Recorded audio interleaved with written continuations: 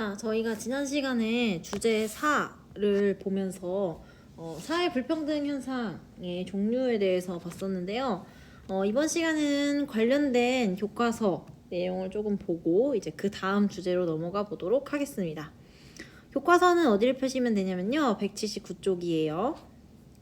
자, 179쪽을 보면 우리가 앞서 배웠던 양극화 현상과 관련된 자료가 나와 있어요.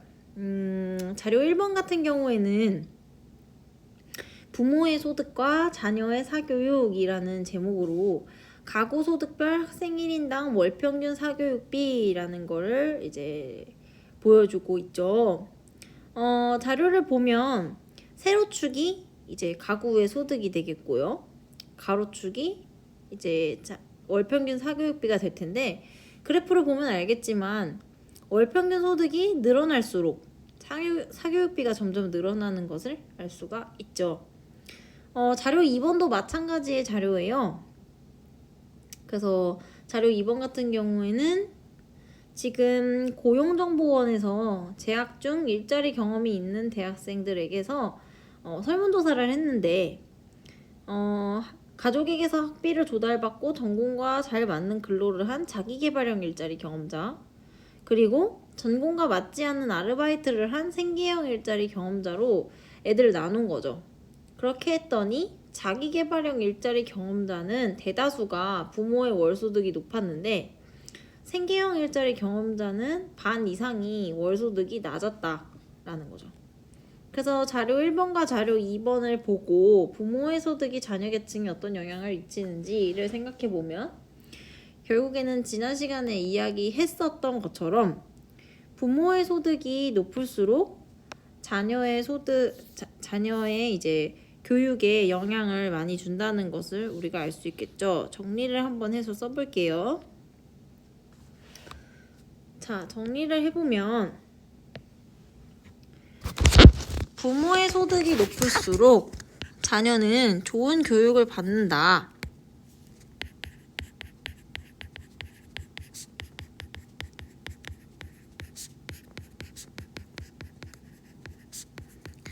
자녀의 교육 수준이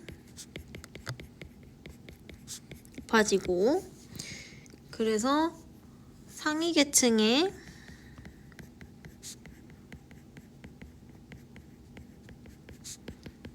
속할 가능성이 높아진다 라고 정리를 해볼 수가 있겠습니다.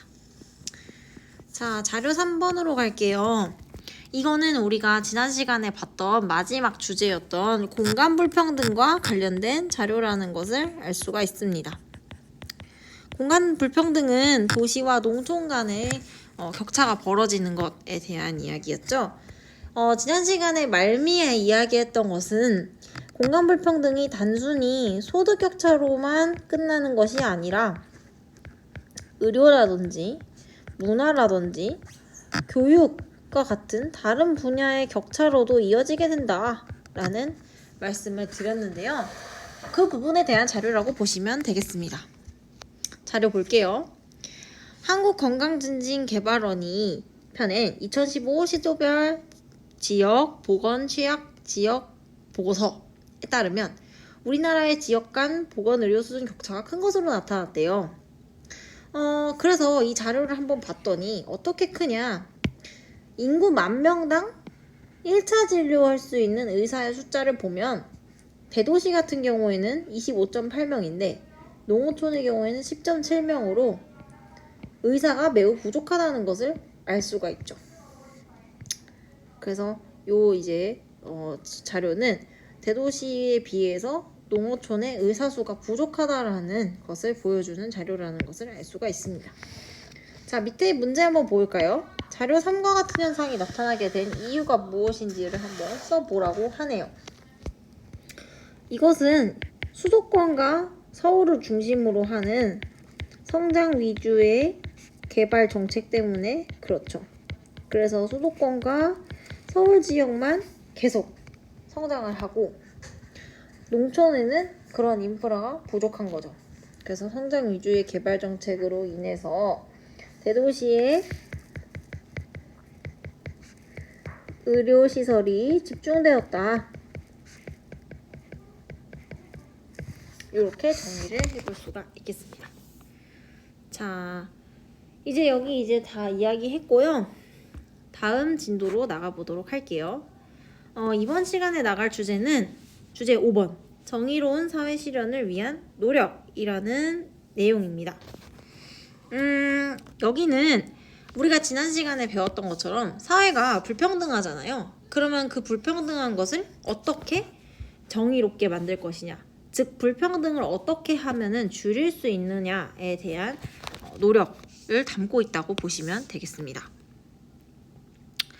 자, 사회 불평등 문제 해결의 필요성을 볼게요. 어제 봤던 것처럼 어제랜다. 아까 봤던 것처럼 그 양극화 현상 같은 것이 심화되면 사실은 개인들에게는 굉장히 답답할 수가 있어요. 왜냐면 내가 아무리 노력을 해도 나는 가난하게 태어났기 때문에 계속 성장을 할 수가 없겠구나 라는 무력감에 빠질 수가 있잖아요. 그래서 개인의 능력을 발휘할 기회를 상실시키고 집단 간의 대립과 갈등을 야기하면서 정의로운 사회가 되는데 걸림돌이 되게 돼요. 그래서 이런 문제를 다소 완화할 필요성이 생기는데, 그래서 불평등 문제를 해결하기 위한 제도가 필요하다라는 겁니다. 그래서 우리 교과서에서는 어떻게 이거를 제시를 하고 있냐면은 크게 두 가지로 나와요. 세 가지요. 일단 지난 시간에 배웠던 약극화 현상을 해결하는 방법으로는 사회복지제도가 언급이 되고 있고요. 그 다음에 사회적 약자에 대한 차별은 적극적 우대 조치를 통해서 극복을 하려고 하고, 공간 불평등은 지역격차 완화 정책을 통해서 해결을 하려고 하고 있어요. 자, 그럼 먼저 사회복지제도에 대해서 설명을 드리도록 할게요. 여기는 내용이 다소 어려울 수 있어요. 그래서 내용을 잘 들어주시고 나중에 사회문화 들을 친구들은 이 내용 똑같이 또 배우게 될 거예요. 그래서 사회문화 듣는 친구들은 더 잘 들어두시면 내년에 공부할 때 훨씬 수월하다는 것을 느낄 수가 있을 겁니다. 자, 그러면 우리나라의 사회복지제도에 어떤 것이 있는지 한번 볼게요. 일단 여러분 복지라는 게 뭔지는 알죠?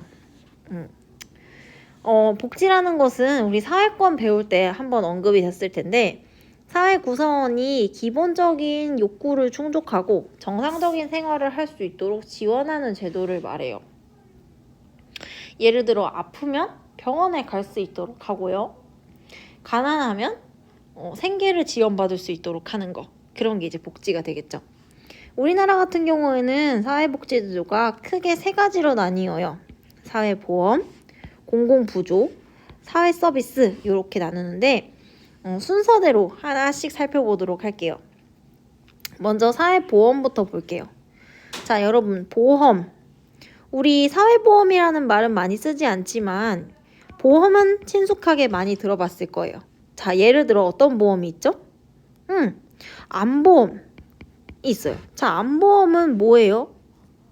지금 암에 걸리지 않았지만 나중에 암에 걸렸을 때를 대비해서 미리 보험을 들고 보험금을 납입했다가 실제로 암에 걸리게 되면 그때 보험금을 수령하는 제도죠.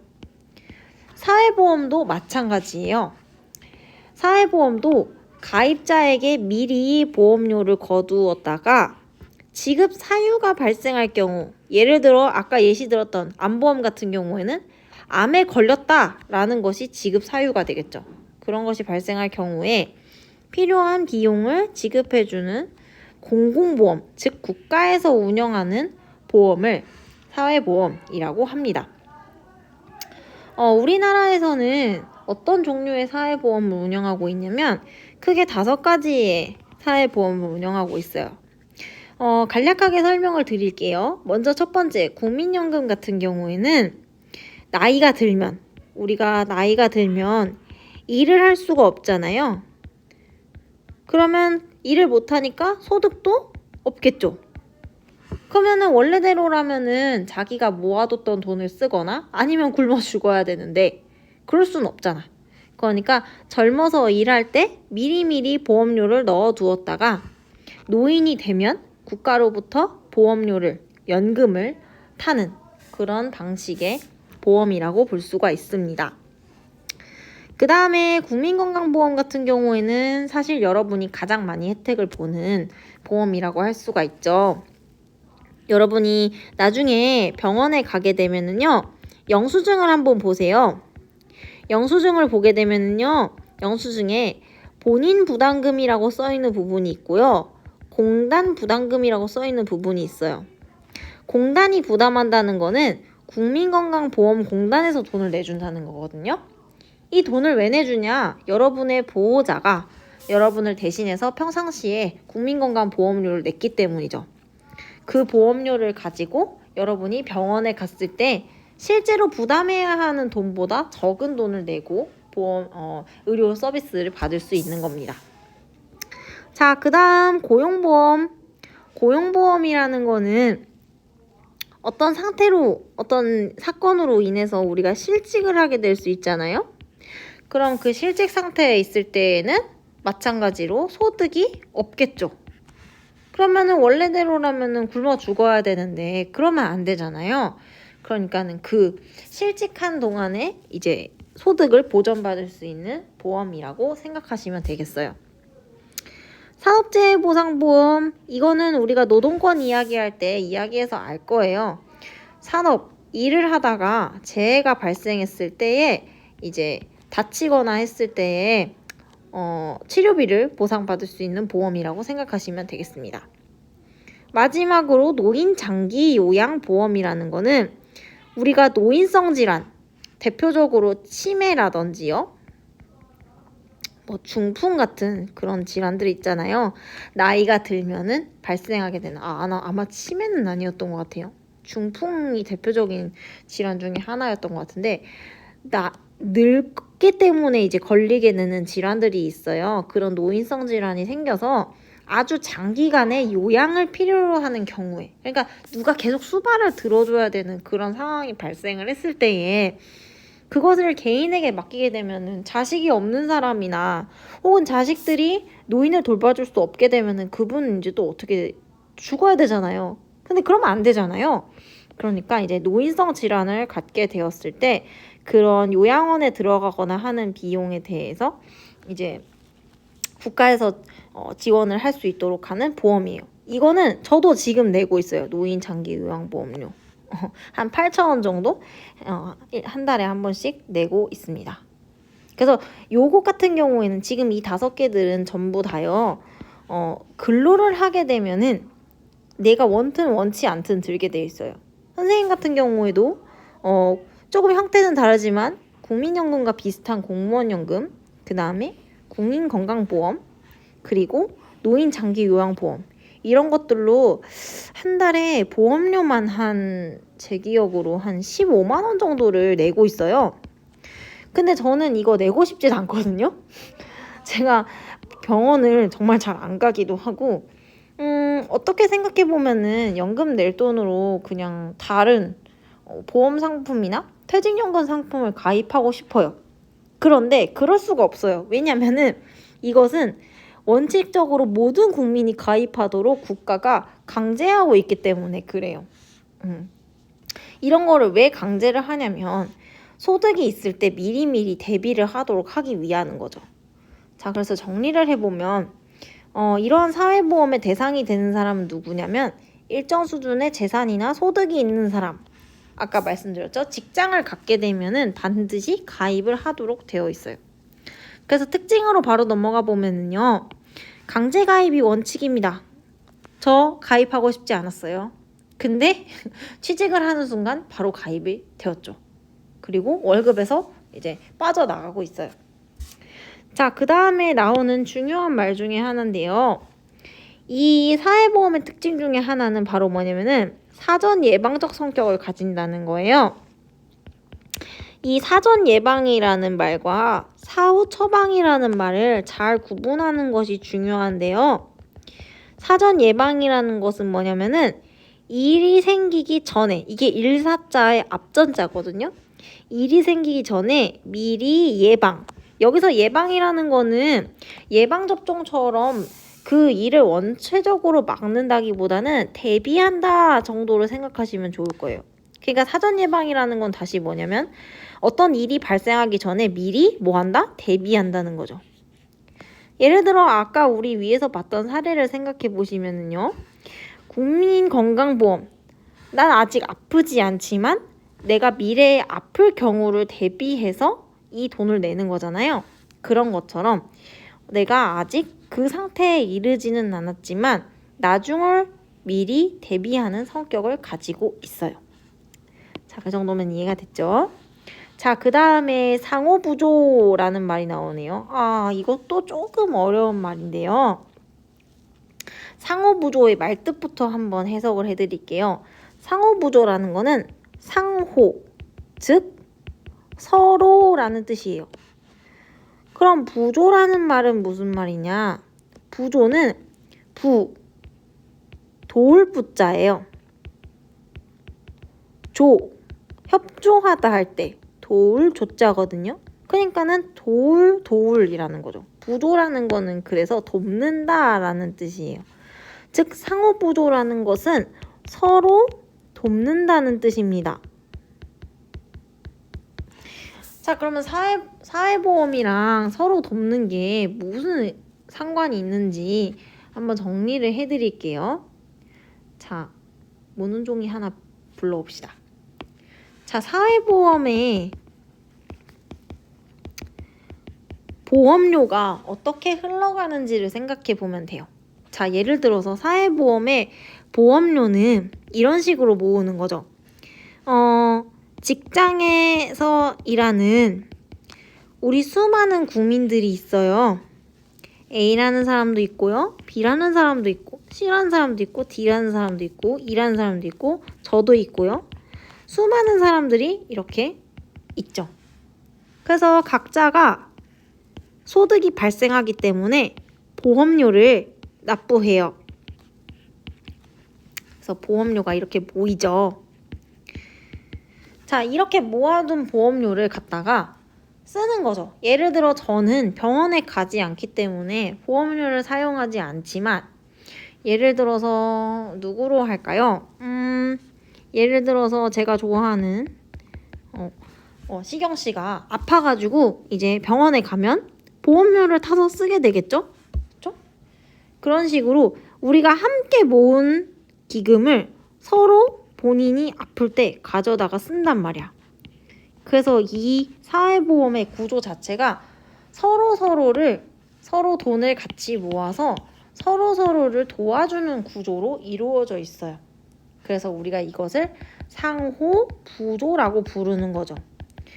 그러니까 내가 남을 돕기도 하고요. 때에 따라서는 이 사람이 나를 도와주기도 하고 그런 구조로 이루어져 있다. 라는 이야기입니다. 자, 그러면 상호부조 이야기까지 했고요. 그 다음으로 이제 마지막 특징을 한번 볼게요. 이 사회보험의 특징 중에 또 중요한 것 하나가 뭐냐면은 소득에 따라서 다르게 부담한다는 거예요.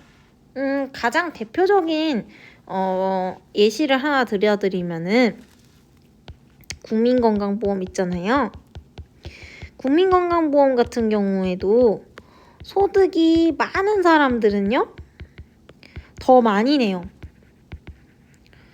그래서 저 같은 경우에도 지금 뭐 예를 들어서 건강보험료를 제가 한 10만 원 정도 낸단 말이에요. 근데 제 월 소득, 그러니까 제 월급의 본봉이 대략 한 300만 원 정도 된다고 칩시다. 그러면 예를 들면 월급이 한 3천만 원 되는 사람은요. 보험료를 한 100만 원 정도 내게 되는 거예요. 어떤 구조인지 아시겠죠? 그러니까 소득이 많은 사람들은 보험료도 많이 내게끔 그렇게 설계가 되어 있거든요. 근데 여기까지는 이제 이해가 갈 것이고 그럼 이제 그 다음 문제가 되는 거는 이 소득 재분배 효과라는 말이 아마 뭔지를 모를 거예요. 이거를 한번 설명하기 위해서 다시 모눈 종이를 한번 불러올게요. 자, 소득 재분배 효과라는 것은 무슨 말이냐면요. 자, 예를 들어서 사회보험을 가지고 예를 한번 들어볼게요. 자, 삼성에 지금 회장으로 있는 이재용 회장님이 있다고 칩시다. 자, 이재용 회장님. 제가 아까 월급이 300만 원 정도인데 건강보험료를 10만 원 낸다고 했잖아요. 제 생각에는 이재용 회장님은 못해도 몇백만 원씩은 보험료를 낼 거예요. 그쵸? 그럼 예를 들어서 그냥 500만 원씩 낸다고 칩시다. 한 달에 건강보험료를 내요. 자, 근데 문제는 이 이재용 회장님이 한 달에 병원을 500만 원어치를 갈까요? 아니겠죠. 부자니까 몸 관리를 더 많이 해서 건강하실 거예요. 그럼 이 보험료는 다 어디로 갈까요? 그렇죠. 다른 사람들이 쓰는 거예요. 여기에 속해 있는 다른 사람들이 이 기금을 나눠서 쓰는 거예요. 즉, 이 부자의 소득이 누구에게 이동하는 거예요? 나나 다른 소득이 더 적은 사람들에게로 이 소득이 이쪽으로 이동한다는 거죠. 그래서 우리는 부자의 소득이 가난한 사람들에게 이동한다. 즉, 부자의 소득이 가난한 사람들에게로 다시 분배된다 라고 해서 소득 재분배 효과라고 부르는 거예요. 그래서 여기 나와 있는 소득 재분배 효과라는 것은 지금 설명한 대로 이해하시면 될 것 같습니다. 부자는 세금을 많이 내는데 건강보험료를 많이 내는데 그 건강보험료를 다 쓰지 못한다. 그거 누가 쓰냐? 더 가난한 사람이 쓴다. 그래서 부자의 소득이 다시 가난한 사람들에게로 분배가 된다. 자, 그러면 이제 두 번째 공공보조 한번 볼게요. 사회보험을 했으면 공공보조는 사실 좀 덜 힘들어요. 앞에 나왔던 말이 또 나와가지고. 자, 공공보조 봅시다. 의미부터 볼게요. 부조, 아까 부조가 뭐라고 했죠? 돕는다 라고 했죠. 근데 누가 도와요? 국가가 돕는 거죠. 국가가 누구를 도와요? 사회보험을 낼 수 없는 아주 소득이 없는 국민들을 대상으로 그 사람들의 최소한의 생계를 보장하기 위해서 있는 제도죠. 가장 여러분이 친숙하게 아는 게 아마 국민기초생활보장, 우리가 흔히 기초생활수급 대상자라고 하는 그 제도를 생각하시면 됩니다. 그래서 기초생활수급권자들의 경우에는 생활비 명목으로 한 달에 약 한 50만 원 정도 안 되는 돈을 국가로부터 받게 되죠. 자, 그 다음에 기초연금. 기초연금은 뭐냐면요. 젊었을 때에 일을 했으면 국민연금을 받을 수가 있잖아요. 근데 노인분들 중에 젊었을 때 직장에서 일을 하지 못하는 사람들이 있었을 수 있단 말이에요. 그런 사람들은 나이가 들어도 옛날에 냈던 게 없기 때문에 국민연금을 받을 수가 없거든요. 그런 노인분들에 한해서 기초연금을 주는 거죠. 즉 쉽게 이야기하면은 저소득 노인들에게 주는 연금이다 라고 생각하시면 되겠습니다. 자, 그 다음에 의료급여. 이것도 마찬가지예요. 이것도 마찬가지로 저소득 계층에 의료를 지원하는 거라고 생각하시면 됩니다. 쉽죠? 자, 대상. 공공보조의 대상. 아까 이야기했던 것처럼 저소득층. 사회보험을 낼 수 없는 사람들이 이제 공공보조의 대상이 되는 것이고요. 특징을 볼게요. 공공보조는 강제가입 원칙이 적용되지 않아요. 이건 강제로 가입할 수가 없죠. 본인이 이제 신청을 해야 되는 것이고요. 그 다음에 두 번째, 사후 처방적 성격을 가지고 있어요. 아까 사전 예방은 뭐라고 했어요? 일이 일어나기 전에 미리 대비하는 것이라고 했죠? 사후 처방은 뭐겠어? 일이 일어난 후에 처방. 약국에서 약을 처방받듯이 처방받는 거죠. 그러니까 내가 이미 가난해진 후에 국가가 너 가난하구나. 생계비를 줄게 라고 처방을 내려주는 거예요. 그래서 사후 처방 이렇게 말을 합니다. 자, 그 다음에 공공보조의 특징 세 번째를 볼게요. 국가가 모든 비용을 부담해요. 이 국가가 비용을 부담한다는 것은 결국에 누가 비용을 부담하는 거예요? 세금으로 비용을 충당하는 것이 되겠죠. 그렇죠? 자, 그래서 이어지는 얘기입니다. 소득 재분배 효과가 커요. 자, 왜 소득 재분배 효과가 크냐? 다시 모눈종이 한번 불러올게요. 자, 공공부조가 운영되는 방식을 한번 볼게요. 아까 공공부조의 비용은 무엇으로 충당한다고 했죠? 세금으로 충당한다고 했어요. 세금은 누가 내요? 소득이 있는 국민들이 낸단 말이에요. 그죠?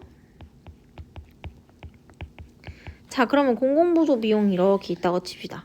이거는 소득이 있는 국민들이 낸 것이에요. 그죠? 자, 근데 이 소득이 있는 국민들이 냈는데 정작 이것을 받아가는 사람은 누굽니까? 이 사람들은 소득이 없는 사람들이죠. 그죠?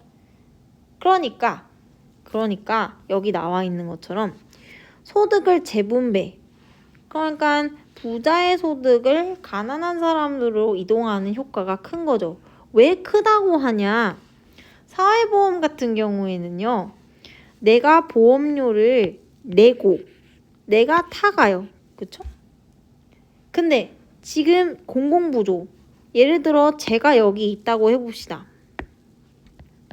저는 소득이 있는 국민이니까요. 근데 저 이거 받아갈 수 있나요? 없죠. 그냥 저의 소득이 온전히 누구에게로 가는 거예요? 소득이 없는 사람에게로 가는 거죠. 그러니까는 사회보험에 비해서 내가 챙겨갈 수 있는 게 하나도 없단 말이야. 그러니까 소득 재분배 효과, 나의 소득이 완전히 저소득층에게 이동을 하는 효과가 있습니다. 사회보험은 제가 일부 가져갈 수 있지만요. 그래서 사회소득 재분배 효과가 크다라고 말하는 것이고, 그래서 이어지는 얘기입니다만 수혜자, 혜택을 보는 사람, 부담자, 돈을 내는 사람이 불일치하는 거죠. 수혜자는 소득이 없는 사람이고요. 부담자는 소득이 있는 사람이죠. 그래서 불일치한다. 자, 거의 다 했어요. 좀만 더 힘을 냅시다. 자, 마지막이에요. 사회 서비스. 사회 서비스는 이름에서 알 수 있듯이 국가가 서비스를 제공하는 거죠. 아, 물론 국가에 이제 더해서 민간도 제공할 수 있어요. 이거의 가장 대표적인 사례가 뭐냐면은 예를 들어서 뭐 노인분들 유치원 다니는 것처럼 주간 돌봄 서비스가 있거든요. 그래서 자식들이 일을 간 동안, 낮 동안에 주간 돌봄 센터에서 이분들을 모시고 가서 같이 이제 놀이도 하고 뭐 식사도 챙겨드리고 그런 것을 한 다음에 저녁에 다시 이분들 댁에 모셔다 드리는 그런 것들이 이제 가장 대표적인 사회 서비스의 한 종류라고 할 수 있을 것 같아요. 자, 사회 서비스. 그래서 목적을 한번 봅시다. 사회적 취약계층, 지금 예시에서 이제 노인이 되겠죠. 자립과 생활 능력을 높여주기 위해서 비경제적 지원, 이 부분 중요합니다. 비경제적 지원이라는 건 무슨 말이냐면은 돈으로 주는 게 아니라는 뜻이에요. 사람이 직접 무엇인가를 해주는 서비스를 제공하는 것을 우리가 사회 서비스라고 합니다. 자, 종류 볼게요. 노인 돌봄 서비스, 제가 방금 말씀드렸죠. 간병 같은 것들. 장애인의 활동 지원. 그래서 뭐 신체 장애인들 같은 경우에 이동하기가 어려우니까 활동 지원사들이 이제 같이 가서 활동을 해주거든요. 그런 것들. 가사 간병 서비스. 우리 요즘에 장년층의 핫한 직업 중에 하나가 요양보호사거든요. 요양보호사가 이제 거동이 어려운 노인들의 집에서 가사나 간병 같은 거 간단하게 도와드리는 활동인데 그런 것들이 다 이제 사회 서비스가 되는 거죠. 대상, 사회적 취약계층, 장애인, 노인 뭐 이런 분들이 되겠죠.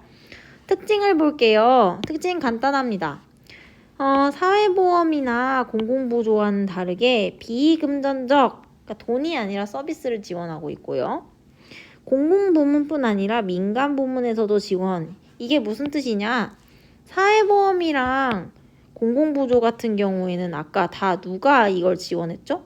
국가가 지원했죠. 그죠? 근데 이 사회 서비스 같은 경우에는 아까 제가 예시 들었듯이 주간보호센터 같이 개인들이 운영하는 그런 회사에서도 지원을 할 수 있습니다. 그래서 공공뿐 아니라 민간 부분에서도 지원한다는 특징을 가지고 있어요. 자, 여기까지 내용이 길어서 적극적 우대 조치부터는 다음 시간에 이어서 하고요. 여기 한 다음에 교과서도 한번 같이 보고 다음 영상 이어가도록 할게요. 고생했습니다.